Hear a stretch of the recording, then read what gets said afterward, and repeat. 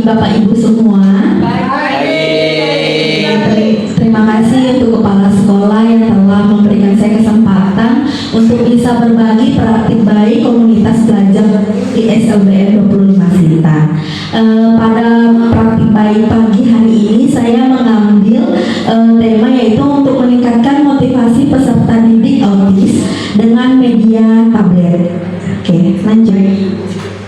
Oke, kan ada atap ya, awal. Nah, ya, awalnya ini saya kenali tentang anak autis itu tidak dapat menunjukkan ketertarikan pada interaksi sosial. Hal ini terlihat dari kontak mata dan ekspresi wajah yang tidak ada, perilaku yang tidak terkontrol dan tidak sesuai dengan keadaan, serta emosi yang sering berubah-ubah serta tiba-tiba bisa marah dan menangis. Jadi untuk anak autis ini kita bisa lihat dari ciri-cirinya yang gambar sebelah ya. Anak autis ini dia tidak memiliki ketertarikan dan dia tidak memiliki fokus. Jadi anak autis itu memang sulit fokus. Betul begitu Bu Vera? Bu Vera tahu ya, anak autis itu memang sulit fokus. Jadi ketika kita panggil namanya atau kita ajarkan, matanya tuh kadang suka kemana-mana, kurang fokus.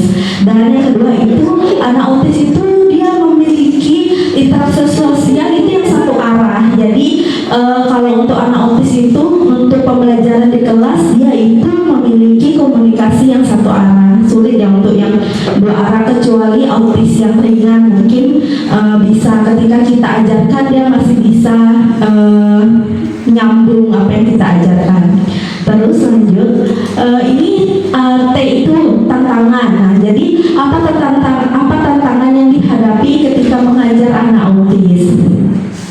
Di sini anak autis ini kan memiliki hambatan yang seperti saya ceritakan tadi ya. Dalam berinteraksi dengan orang lain, anak autis ini juga mengalami gangguan dalam berbahasa atau visualnya. Kebetulan anak autis di kelas saya itu rata-rata semuanya itu gangguan bahasa. Jadi komunikasi visualnya itu nggak ada. Ya, paling hanya menggumam atau mengoceh gitu aja. Terus di sini juga perilaku komunikasi serta interaksi sosial dan gangguan perasaan dan emosi serta sensori interaksi. Ini merupakan tantangan bagi guru. Bagaimana sih guru itu harus memahami kebutuhan peserta didik khususnya dengan keturunan autis. Jadi di sini tantangan saya ini bagaimana memahami kondisi jika anak autis mengalami seperti itu di dalam kelas. Yang pertama itu saya harus lebih komunitatif. Jadi komunikatif ya. Jadi harus lebih komunikasi itu harus lebih intens ya dan mendalam. Jadi agar biasanya yang saya tahu kalau misalnya peserta didik saya ajak komunikasi gitu kan dalam kelas, dia lebih asik dengan dunianya sendiri karena yang saya tahu anak autis itu memiliki dunianya sendiri. Tetapi bagaimana tugasnya kita sebagai pendidik itu kita harus lebih komunikatif, lebih bisa intens agar pembelajaran apa yang mau kita sampaikan itu lebih bisa dipahami, yaitu dengan menggunakan media-media yang lebih bisa dipahami oleh peserta didik. Nah, ini sebenarnya apa itu autisme? Autis itu kan tadi itu disebut dengan spektrum disorder dalam sebutan bagi orang-orang yang mengalami gangguan pada sistem sarafnya. Ya, jadi anak autis ini sistem sarafnya ya, mengalami gangguan dan mempengaruhi perilaku mereka, atau yang disebut juga dengan neurobehavior atau perilaku saraf. Nah, itu lanjut Bu Fer. Di sini bagaimana sih cara kita mengajar pada anak autis di kelas? Dengan yang ini yang saya praktikkan ya dalam sehari-harinya saya di kelas, yaitu membuat suasana yang kondusif. Jadi ada beberapa misalnya anak-anak autis di kelas saya yang terkadang suka tantrum, tiba-tiba marah, tiba-tiba perilakunya menangis dan lain sebagainya. Bagaimana kita sebagai pendidik itu untuk bisa membuat suasana di kelas itu kondusif? Pertama, dengan mereka menjadi nyaman dan menyenangkan. Misalnya, kita bisa dapat menggabungkan alat-alat yang dimodifikasi untuk mereka dengan benda-benda konkret. Hal itu dapat membuat mereka menjadi terbiasa dalam perhitungan, terkhususnya saya ngambil ya pada mata pelajaran matematika. Jadi ini, kalau misalnya anak kita kan pada mata pelajaran matematika, kita mengajarkan anak itu tidak mau, biasanya anak lebih suka media dengan benda-benda nyata. Jadi saya ambil misalnya alat peraga dalam benda-benda nyata, misalnya seperti anak jagung, biasanya kan untuk perhitungan benda konkretnya sambil melatih anak itu mau. Jadi bagaimana kita membuat suasana kondusif agar apa yang anak itu mau kita bisa penuhi dengan kebutuhan materinya. Jadi melalui benda-benda konkret. Lanjut Bu Fer. Ini yang harus diperhatikan oleh guru.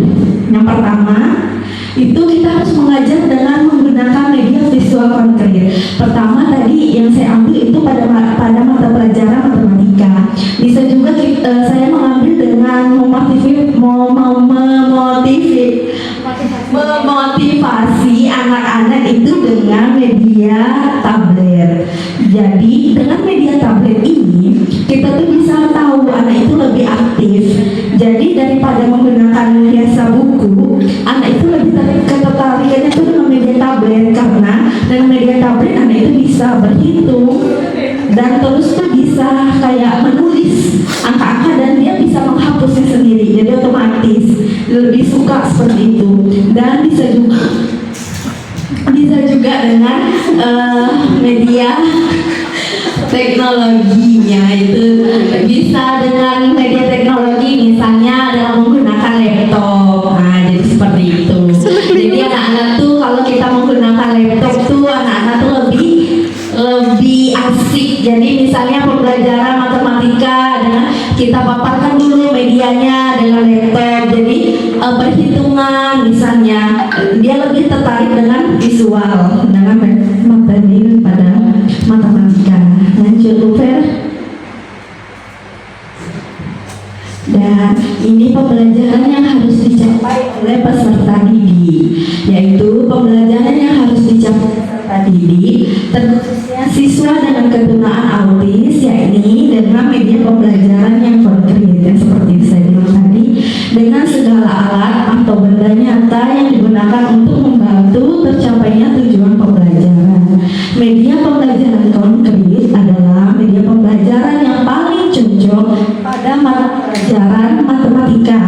Bisa juga digunakan pada mata pelajaran yang lain, tapi kalau yang saya gunakan yang paling konkret itu pada mata pelajaran matematika dengan media tablet seperti itu. Dan pelajaran matematika siswa autis juga bisa berhitung menggunakan benda-benda yang konkret.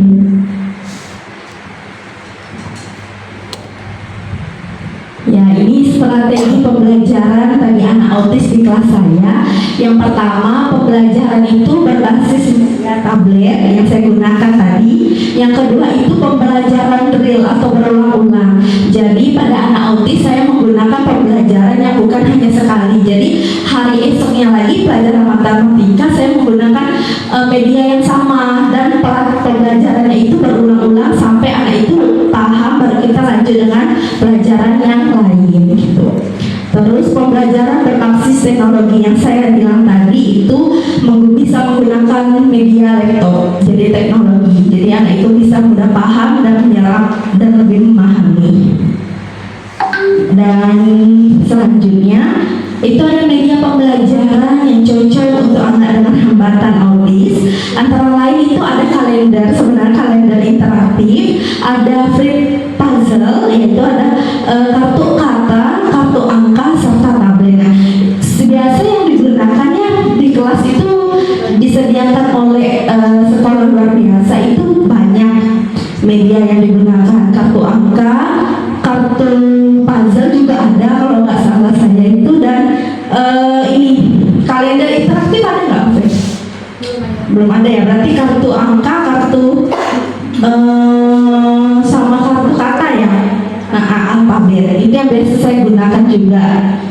Dan terkhususnya ini ada hasil refleksi Bu Fer. Nah, ini adalah anak kelas saya yang namanya Aska. Saya bilang, ini udah saya terapkan. Kebetulan ini media tabletnya ini kan ada pulpen ya. Kebetulan Aska itu tidak suka menggunakan pulpen, dia lebih suka menggunakan langsung tangannya.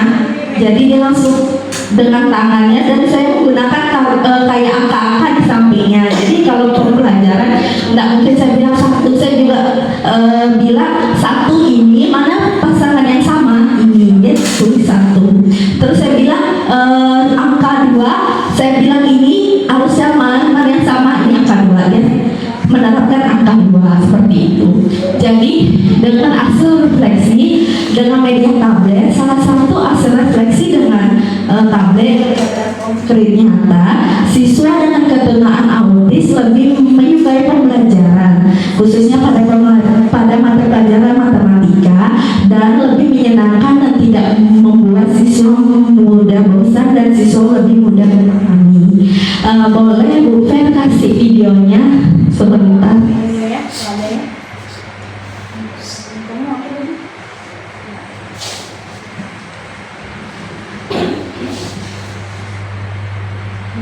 Ya, itu salah satunya Bu Fer. Satu.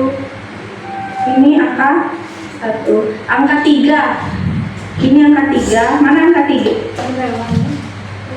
Oke, angka yang sama mana? Angka 1. Angka 1 mana? Nah, jadi ini sambil kita terapkan juga ada angkanya, kita pasangkan di tabletnya.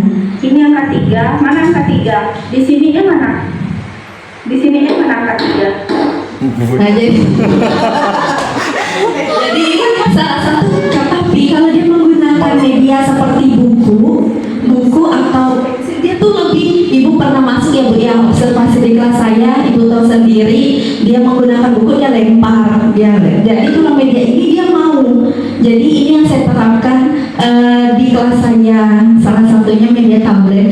Dan bukan hanya ini, bukan hanya salah satu anak, tapi ada masih anak lagi, kayak misalnya Salomo apa, dia lebih suka pakai ini dibandingkan pakai buku. Jadi kalau pakai buku dia nggak mau nulis, tapi kalau ada tablet dia ngambil tablet kawannya, dia mau nulis. Itu aja sih, sekian dari saya. Kurang lebihnya saya mohon maaf karena memang bukan bidang saya di autis ya Bu Fer ya. Jadi saya hanya belajar, dan ini pengetahuan saya sebenarnya tentang anak autis. Sekian dan terima kasih. Saya kembalikan ke Oke, terima kasih Bu Tasya atasnya penyampaian praktik baiknya berkenaan dengan meningkatkan motivasi dari peserta didik autisme dengan tabletnya. Tadi kita banyak belajar ya, oh ternyata anak autisme seperti ini karakternya, kemudian solusi dari masalah yang dihadapi Bu Tasya dari menggunakan tabletnya. Saya beri kesempatan untuk Bu Murfi dan Pak Arif ya untuk bertanya, silakan Bu.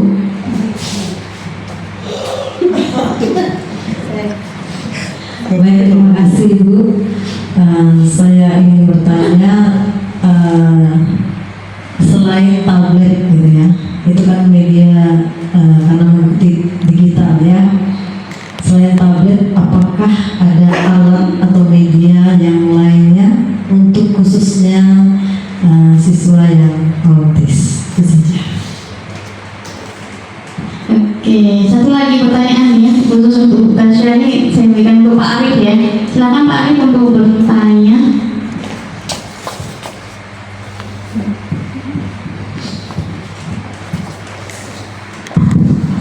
Baik, terima kasih atas kesempatan yang diberikan kepada saya. Jadi pertanyaan saya adalah, karena ini first time bagi saya untuk menghadapi siswa yang autis. Jadi kira-kira cara mengetahui kesukaan siswa itu dalam media pembelajarannya. Jadi siswa autis ini kira-kira dalam kita menentukan dia sukanya apa, untuk media pembelajarannya itu bagaimana? Karena seperti yang dijelaskan tadi bahwasannya anak autis ini terkadang suka melempar atau bahkan tidak suka atau apa dengan barang yang ada di hadapannya. Mungkin agak sedikit melenceng dari konteks tentang penerapan media tablet, cuma mungkin ini masih ada sedikit-sedikit bau-baunya lah istilahnya dalam media pembelajaran. Mungkin itu pertanyaan saya. Ibu, terima kasih atas kesempatan yang diberikan kepada saya. Terima kasih Pak Arif. Dijawab sekaligus saja pertanyaan dari Ibu Murfi dan Pak Arif. Yang pertama ya dari Ibu Murfi, adakah media lain ya selain tablet yang bisa digunakan untuk mengajar anak-anak autis? Kedua yang dari Pak Arif, ya gimana cara mengetahui Bu Murfi dan Pak Arif, saya akan menjawab yang pertama, yaitu media selain tablet apakah ada, ya kan Bu Murfi? Saya bilang ada. Jadi bukan hanya dengan tablet saja. Ini kan saya mengambil salah satu contoh ya dengan media tablet, tetapi masih banyak media-media yang ada di SLBN 25 Sintang ya Bu, yang bisa digunakan seperti kartu angka, puzzle, seperti kayak ada sempoa ya Bu Fen ya, yang sempoa perhitungan 1, 2 itu. Tetapi udah saya pernah coba itu dengan berbagai media. Anak-anak itu lebih menyukai media tablet yang saya cobakan di kelas. Pernah saya gunakan dengan kartu angka, misalnya angka 1 ini ada beberapa anak itu dilempar, kadang disobek. Jadi saya menggunakan media lagi. Nah, itulah sebagai pendidik kita tuh harus kreatif. Bagaimana kita harus bisa memilih media yang anak-anak tuh suka dan tidak bosan. Kalau kita tahu misalnya di sekolah nih pelajaran matematika, oh hari ini perhitungan nih untuk anak-anak, saya bawa ini media kayak sempoa gitu kan, sempoa yang dari sekolah itu. Anak-anak itu dilempar terus dibuang, berarti saya coba lagi media selanjutnya, saya gunakan lagi media satunya, yang satunya dilempar. Jadi yang lebih efektif yang udah berbagai media yang saya coba yaitu dengan media tablet. Tapi masih banyak sih media yang harus dicoba lah, yang kreatif kalau misalnya anak-anak itu sesuai dengan kebutuhan anak-anak itu. Terus kesukaan, bagaimana cara mengetahui kesukaan siswa terhadap media pembelajaran? Seperti yang saya bilang tadi ya Pak, sebelum memulai pelajaran itu kan kita kayak ada kayak ice breaking gitu dulu. Terus bisa memahami kondisi anak. Kalau misalnya anak masuk ke kelas dengan kondisi anak yang kurang baik, kondisi perilakunya, kadang anak itu lebih tidak mau belajar. Jadi ketika anak itu mau dan ketika kita ice breaking itu kita tahu kesukaan anak itu apa, misalnya dengan media tadi teknologi. Pertama saya gunakan teknologi yaitu laptop. Saya ajak dulu anaknya bernyanyi, saya ajak dulu anaknya ini supaya suasana hati anak itu senang kan. Baru kita tahu media, misalnya hari ini pelajaran bahasa Indonesia. Kalau bahasa Indonesia kan menggunakan kartu alfabet ya, yang ada A, B. Terus kita mau tulis apel. A, ada P, ada E, ada L kan? Kita buat dulu kata apel dengan gambar buahnya. Terkadang anak autis itu kan lebih suka gambar visual. Jadi dia tahu lihat buah apel, kita suruh sama ini apel, A, P, E, L. Ada gambar buah apel, ini kartu angkanya, samain, cocokin. Biasa kayak gitu. Bisa juga dengan media, banyak sih Pak media sesuai dengan kebutuhan dan bagaimana kita memahami kebutuhan siswa aja. Terima kasih. Oke, terima kasih Bu Tasya atas jawabannya. Jadi bukan hanya tablet saja yang bisa digunakan Bapak Ibu ya. Jadi bisa menggunakan media-media yang lainnya. Tetapi ketika dicoba dan kita lihat siswa ini lebih cenderung ke suka yang mana, nah ini nanti akan terlihat, oh siswa ini lebih suka ke sini ya. Nah itulah yang nanti mungkin bisa lebih sering digunakan. Terima kasih ya Bu Tasya.